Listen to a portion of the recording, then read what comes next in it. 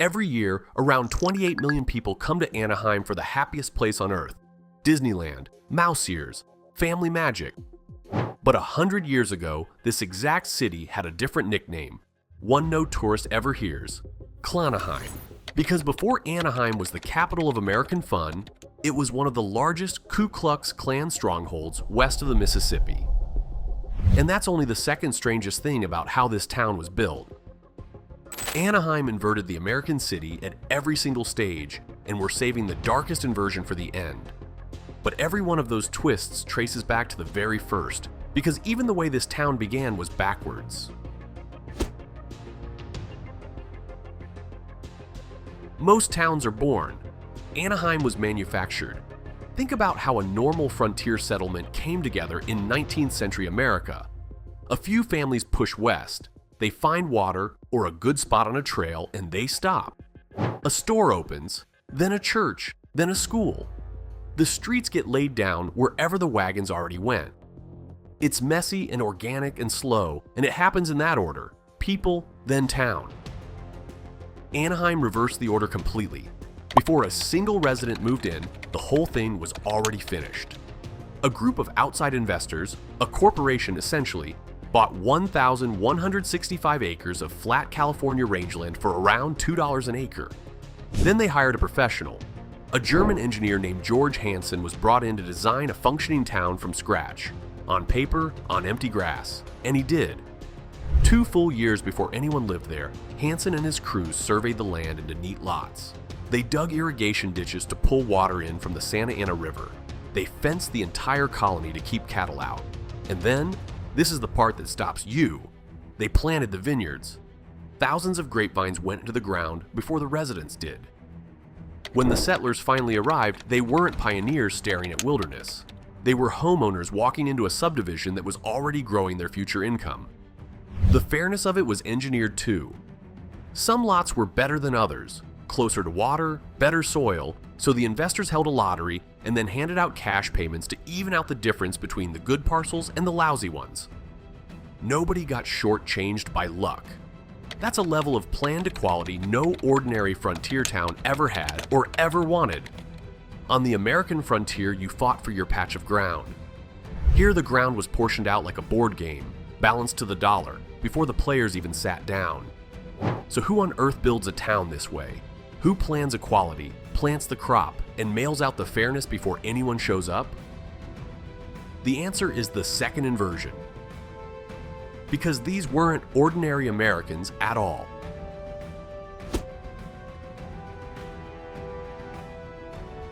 The founders of Anaheim were revolutionaries, failed ones. They were German 48ers, men and women swept up in the wave of democratic uprisings that tore across Europe in 1848, demanding liberal reforms and constitutional government. The revolutions were crushed. And when they collapsed, thousands of educated, idealistic Germans fled the continent rather than live under the regimes they'd tried to overthrow. A lot of them landed in San Francisco, right in the middle of the gold rush. But San Francisco soured on them fast. It was chaotic, expensive, violent, and crude, a boomtown that ran on mud and greed. These were vineyard people, musicians, craftsmen, intellectuals. They wanted order, they wanted culture, they wanted something they could control. So a group of them pooled their savings, formed their land company, and went looking for a place to build the calm, cultivated community the gold rush would never be. That search is what put engineer Hansen out on that empty rangeland in Southern California. And the name they chose tells you everything about what they were doing. Ana, for the Santa Ana River that fed the ditches. Heim, the German word for home. Anaheim, a German word for home, dropped right into the heart of Spanish Mission, California, in a landscape of Franciscan missions and California ranchos, where the older names all rolled off the tongue in Spanish. The neighbors didn't even call it Anaheim. They called it Campo Aleman, the German camp. Walk its streets in those early decades and the language you heard wasn't English and it wasn't Spanish. It was German. This was a deliberately sealed off European enclave, a little transplanted piece of the old world humming along in its own tongue in the middle of the American West. For a while, It worked beautifully. And then the thing they'd planted turned on them.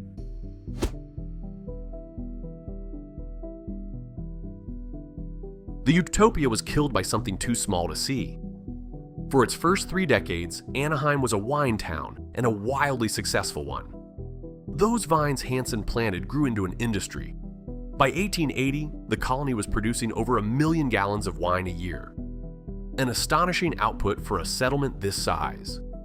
It had incorporated as a city in 1876 with just 881 residents, so small and so early that it became a real city before Orange County even existed. The German plan had delivered exactly what it promised: a prosperous, cultured, self-contained community running on its own terms. Then a vine disease swept through in the 1880s and wiped the vineyards out, all of them. The single crop the entire economy stood on was gone, more or less overnight, and the town faced a brutal choice: reinvent or die. So Anaheim reinvented. It ripped out the dead vines and it planted citrus, oranges, and that pivot saved the town's economy, but it did something else too, something the founders never planned for. It cracked the seal. Citrus meant labor and growth and new money, and that pulled in a wave of newcomers who had nothing to do with 1848, nothing to do with Germany, nothing to do with the original dream. The insulated European colony, the sealed-off Campo Alemán, was suddenly full of outsiders. The Utopia stopped being a utopia and started becoming an ordinary, mixed, changing American town. And that transformation is the setup for the ugliest turn in the whole story. It's also a genuine mystery, one historians still argue about today. Because of all the utopian colonies scattered across Southern California in that era, all the little idealistic experiments, why did this one, a town founded by immigrants, a German Catholic wine colony built by people who were themselves refugees and outsiders, become the one the Klan managed to capture? What was it about Anaheim specifically? If you've got a theory, I genuinely want to hear it. Drop it in the comments because the experts don't agree either, and I want to know what you think. The takeover didn't come with torches. It came with a ballot. In April 1924, a secret Klan slate ran candidates in Anaheim city elections and swept 4 of the 5 city council seats. Just like that, in a single vote, an organized Klan faction took control of the elected government of the town. Not a fringe protest, not an angry mob at the edge of things. The actual, legal, sitting government. But the council seats aren't even the detail that should chill you. Here's the one that reframes the entire picture. When the dust settled and people started figuring out who was actually a member, the answer reached into the one institution a town trusts most. 9 of the 10 officers in the Anaheim Police Department were secretly enrolled Klansmen. 9 out of 10. The people sworn to protect the town, to keep the peace, to guard everyone equally, were, almost to a man, the extremists now running it. There was no one to call. The threat and the authority had become the same thing. And remember what this town was. Founded by immigrants. Built by refugees who'd fled persecution in Europe. A community whose entire origin story was about outsiders looking for a safe home. In a single generation, that memory had been buried so completely that the town became a machine aimed straight at Catholics and minorities and immigrants, the exact kind of people its own founders had been. The outsiders had forgotten they were ever outsiders, and they were about to show the whole region just how far that forgetting went. They weren't hiding it.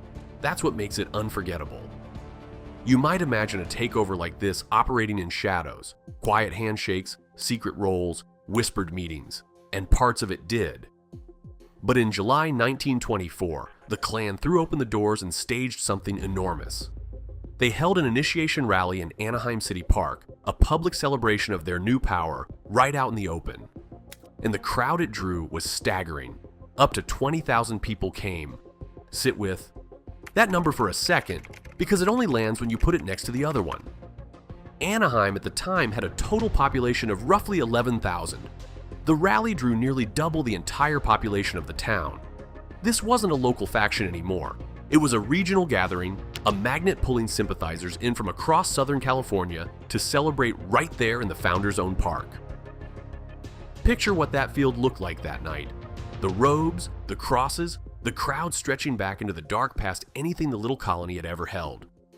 And picture where they were standing, on public ground in a city that a European utopian society had planted with vineyards and named home in their own language.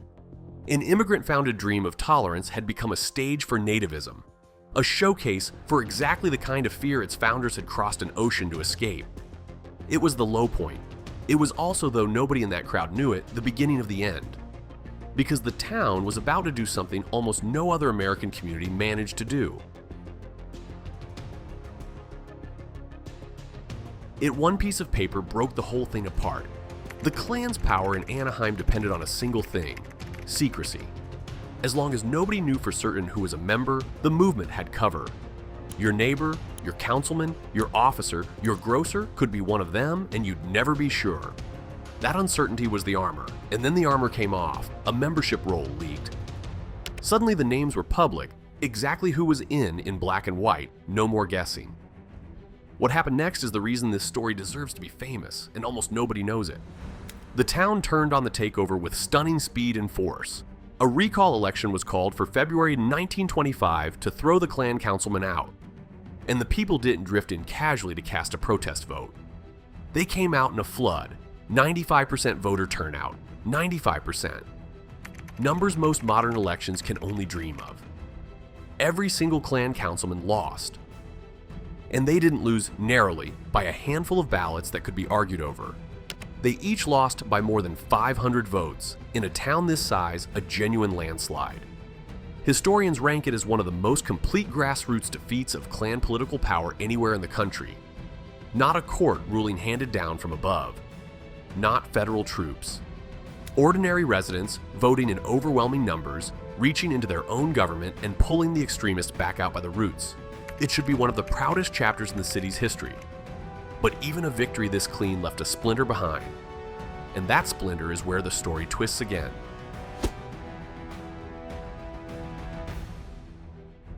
The defeated mayor refused to lose quietly. When the recall swept him out, the Klan-backed mayor didn't accept the verdict of a town that had just voted him down by a landslide at 95% turnout. Instead, he reached for an excuse, and the excuse he grabbed is the hinge the entire rest of this story swings on. He blamed his defeat on what he called ineligible Mexican voters. He claimed the election had been stolen by Latino votes that shouldn't have counted, that his loss was really the result of illegitimate ballots being added to the pile. Hold on to that word, added, because it's the shape of the accusation that matters. The claim was that Latino political power was being illegitimately inflated, that Mexican American votes were being smuggled into the system to tip a result they had no right to tip. It's a smear, and a familiar one, the loser insisting the people who beat him weren't real voters at all. Now file that accusation away, because it's going to come back. Not soon, decades from now. And when it comes back, it's going to be pointed in the exact opposite direction. The same tension over the same votes in the same city flipped completely around. That reversal might be the single strangest inversion in a town built entirely out of inversions.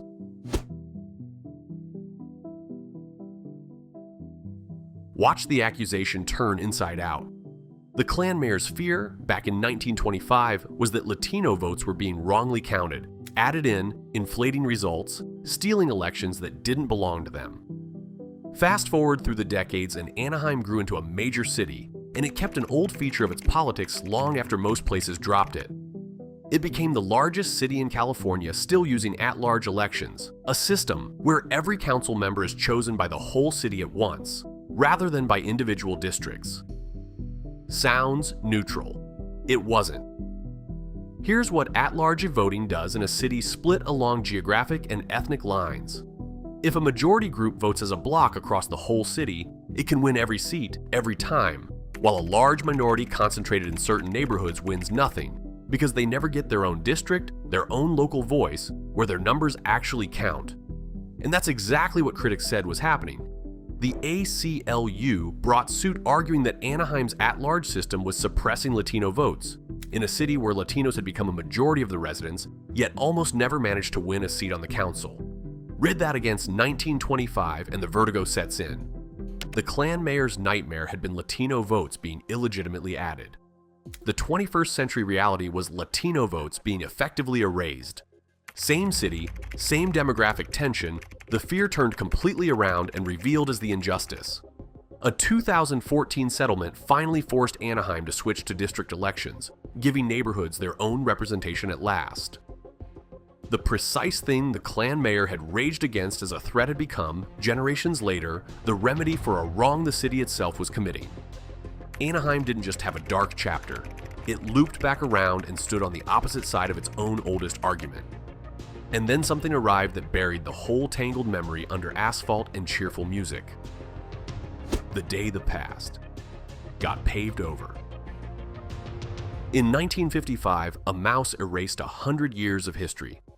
Everything you've heard so far, the engineered colony, the German utopia, the wine boom, the Klan takeover, the Great Recall, the voting fights, all of it belongs to an Anaheim almost nobody remembers.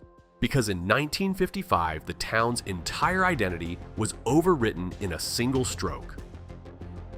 That was the year Disneyland opened. Think about the whiplash of that transformation. This was an agrarian settlement.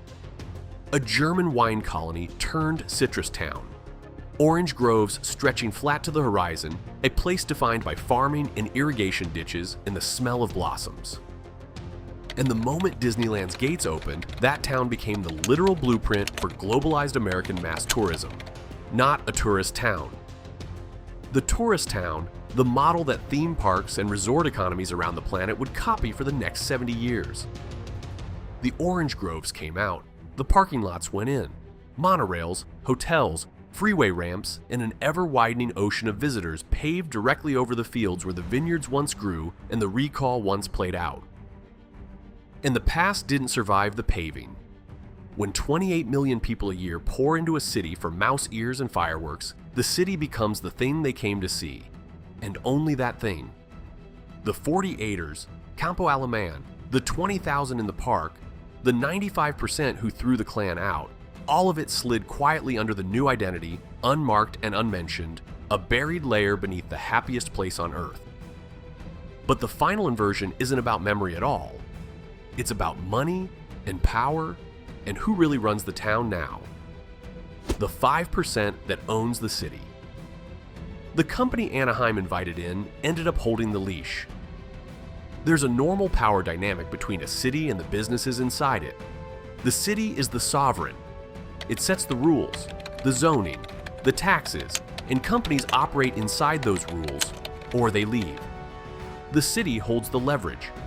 Anaheim inverted that too, and the numbers show exactly how far. Disney's resort district sits on roughly 5% of Anaheim's land. 5%. A small footprint on the map. A single concentrated corner of a large city. And out of that 5% comes over 60% of the city's general fund revenue. The money that pays for the police, the parks, the streets, the day-to-day running of the entire town. The bed tax alone, the levy on all those hotel rooms full of visitors, is worth around $80 million a year to the city. One company, on a sliver of the land, funds the majority of the government. Flip that around and you see the leverage. When your budget depends that heavily on one corporation, the corporation isn't just a tenant anymore. It's practically a partner in governing, and a partner that can make the whole town flinch. You can watch it happen every time a real fight breaks out over housing, or wages, or zoning, or public subsidies, and the city finds itself squaring off against the company whose tax dollars keep its lights on. The founders built a town where they controlled everything down to the equal-sized lots handed out by lottery. Their descendants ended up in a town where roughly 5% of the ground quietly owns the other 95%. The town that inverted America. So let's stack it all up one last time, because the pile is almost hard to believe. Anaheim was engineered before it existed, surveyed, fenced, irrigated, and planted 2 years before a single resident arrived. It was German in the middle of Spanish California, a European utopia that called itself home in a language nobody around it spoke. It was a wine colony killed by a vine disease and reborn as oranges. It was an immigrant refuge that became a Klan capital. a town where 9 of 10 police officers wore the hood in secret, and 20,000 people filled the founders' own park to celebrate it. It was a Klan capital that became one of the great grassroots victories in American history, and then, decades later, a voting rights defendant, the fear its Klan mayor once screamed about, flipped into the injustice the city itself was committing. And it was a farm town that became the template the entire tourist world copied until 5% of its land came to own the rest. Every stage, the opposite of the ordinary American city. Built backwards, sealed off, cracked open, captured, redeemed, reversed, and finally paved over. But here's the inversion that should stay with you longest. Of everything Anaheim did backwards, the strangest was this. It fought off one of the strongest Klan takeovers in the country. Did it cleanly? Did it overwhelmingly? Did it at 95% turnout with ordinary neighbors reaching into their own government and tearing the extremists out? And it should be a story every American knows. A story cities put on plaques. And instead, Anaheim spent the next 100 years doing the one thing it was always best at. It looked at the most remarkable thing that ever happened there, and it did the opposite of remember it. If you want more stories about the hidden shape of American cities, the buried histories under the places you think you already know, subscribe and keep watching one of the videos on screen.